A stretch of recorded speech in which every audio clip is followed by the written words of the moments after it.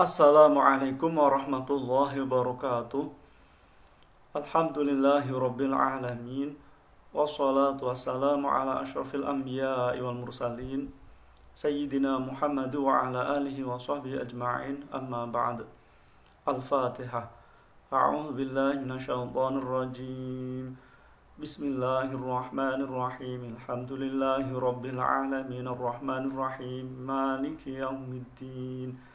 Iyyaka na'budu wa iyyaka nasta'in. Ihdinas siratal mustaqim. Siratal ladzina an'amta 'alaihim ghairil maghdubi 'alaihim waladdallin. Rabbi ighfirli wa liwalidayya wa lil mu'minina amin. Kita lanjutkan kajian kemarin. Syekh Abdul Qadir Al-Jailani radhiyallahu an adalah penerus, pewaris sekaligus pengganti Rasulullah Shallallahu Alaihi Wasallam. Satu contoh kecil, kalau Rasulullah Muhammad Shallallahu Alaihi Wasallam sama sekali seumur hidupnya tidak pernah dihinggapi lalat. Ini terjadi pada Syekh Abdul Qadir radhiyallahu an. Juga tidak pernah dihinggapi lalat. Mengingat lalat adalah hewan yang identik dengan najis, kotor, dan menjijikkan. Ketika ditanya, Syekh Abdul Qadir mengatakan, aku ini sama sekali tidak tergiur dengan manis madunya dunia dan akhirat. Pada suatu ketika,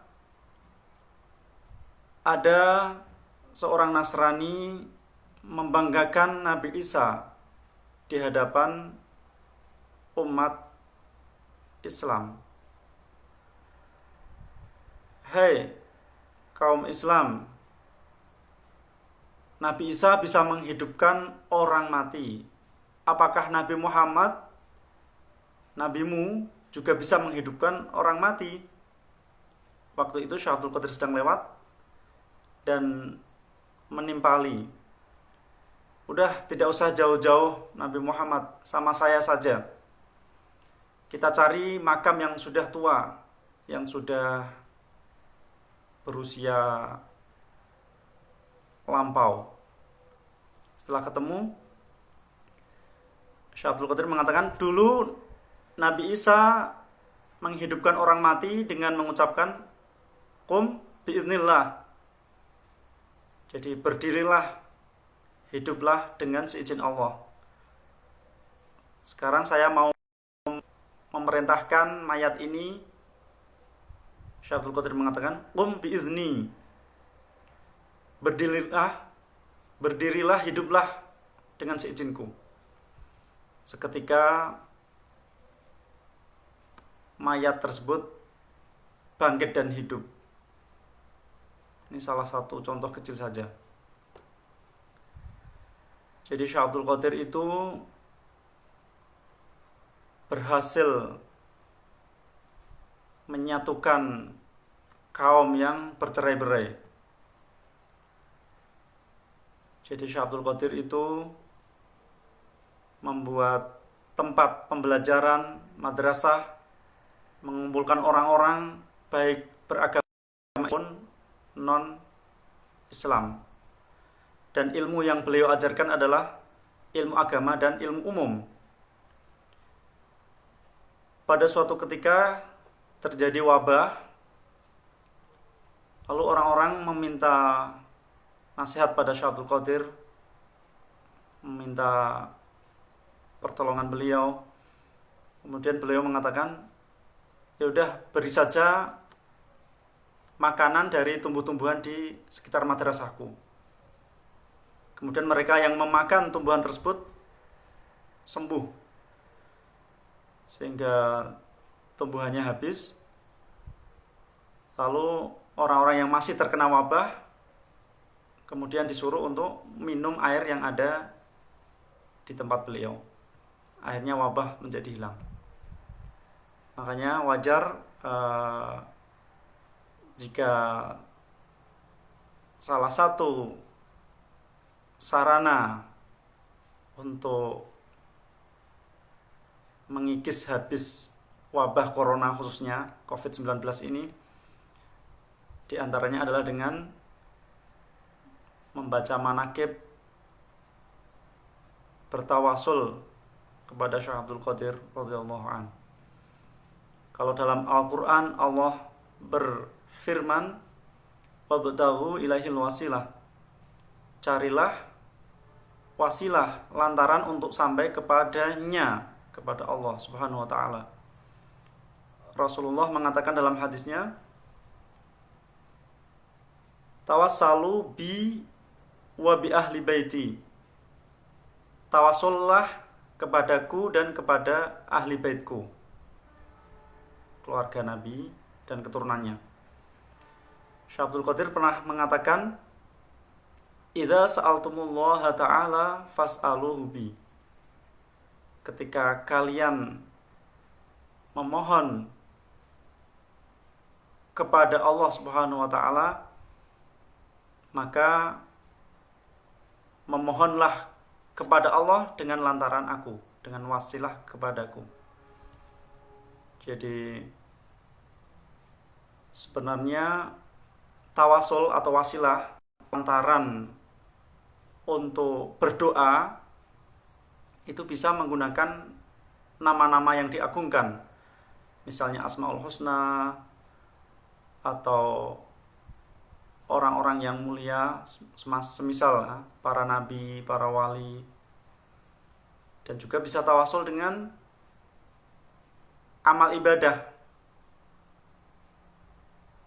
Jadi dengan mungkin puasanya, dengan sedekahnya dan sebagainya. Orang yang tidak mau tawasul itu orangnya sombong, seakan-akan merasa sudah dekat dengan Allah, sudah tidak butuh perantara. Padahal secara sederhana, kalau mau menyembuhkan penyakit, ada lantarannya, ada wasilah atau tawasulnya, memakai obat dan nasihat dokter.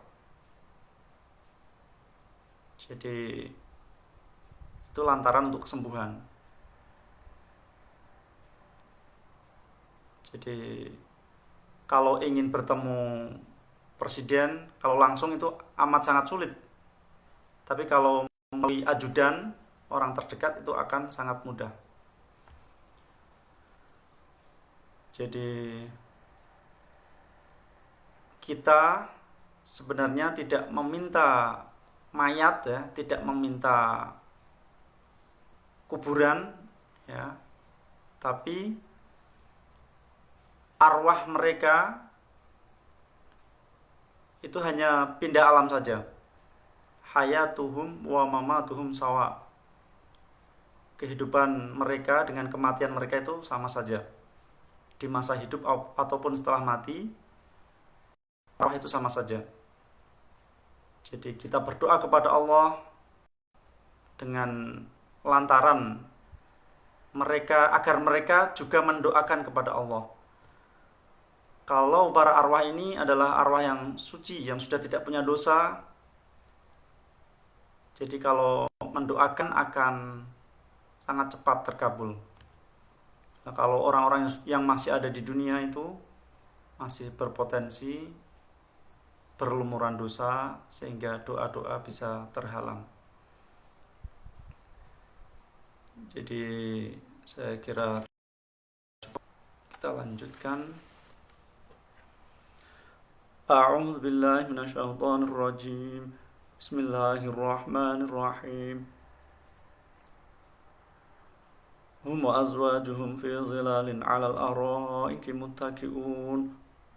Hum utawi ashabul jannah, wa azwajuhum lan pira-pira bojone ashabul jannah iku fi zilalin ing dalam aup-aup alal araiki ing atase pira-pira ranjang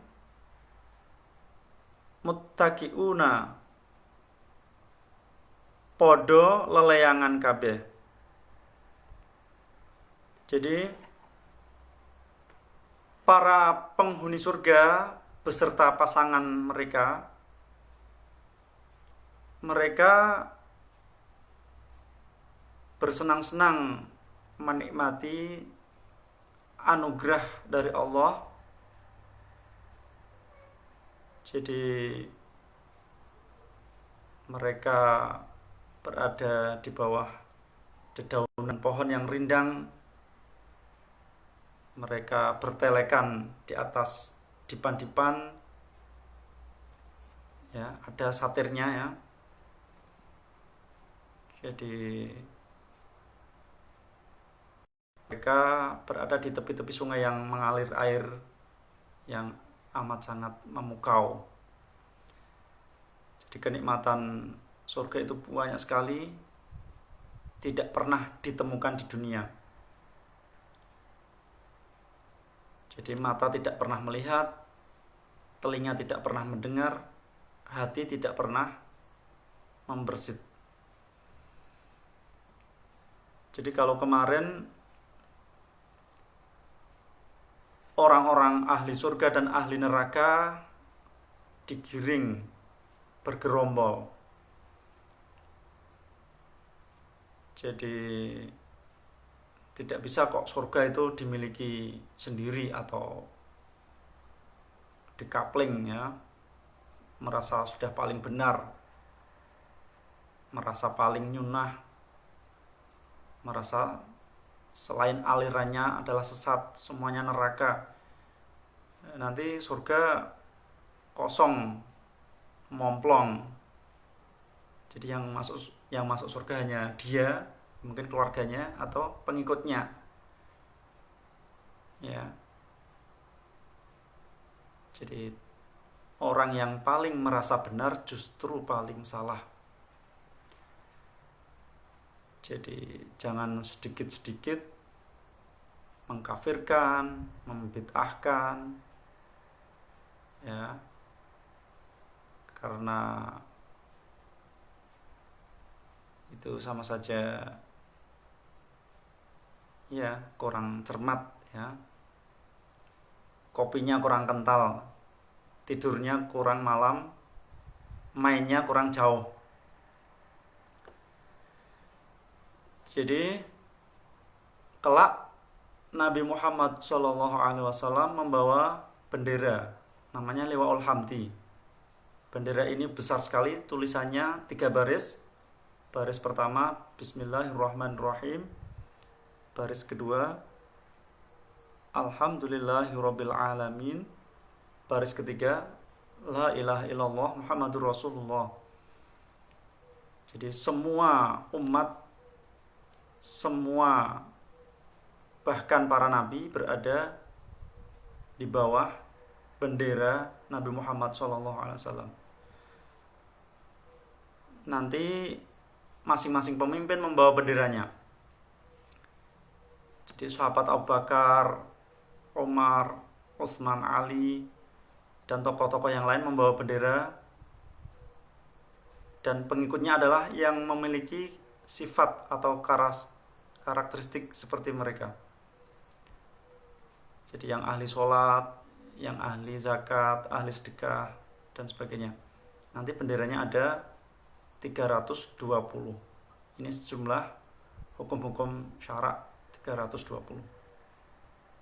Nah, sebaliknya orang-orang yang ahli neraka juga para pemimpinnya berada di depan mereka. Misalnya Fir'aun, ya, misalnya Qabil, misalnya Abu Jahal. Jadi orang-orang yang memiliki sifat atau karakteristik seperti mereka berada di barisan mereka. Jadi semua telah diatur sedemikian rupa. Lahum fiha fakihatun wa lahum ma yadda'un. Lahum iku kedue ashabul jannah fiha ing dalam jannah fakihatun utawi nyamian walahum lan iku kedue ashabul jannah ma utai barang yad'una kang ngarep-ngarep sapa ashabul jannah. Jadi di surga nanti semua mendapatkan hidangan dan akan terpenuhi apapun yang menjadi keinginannya. Jadi baru sampai di hati, belum sampai diutarakan di lisan, sudah terwujud. Saya kira cukup sekian, semoga bermanfaat. Wassalamualaikum warahmatullahi wabarakatuh.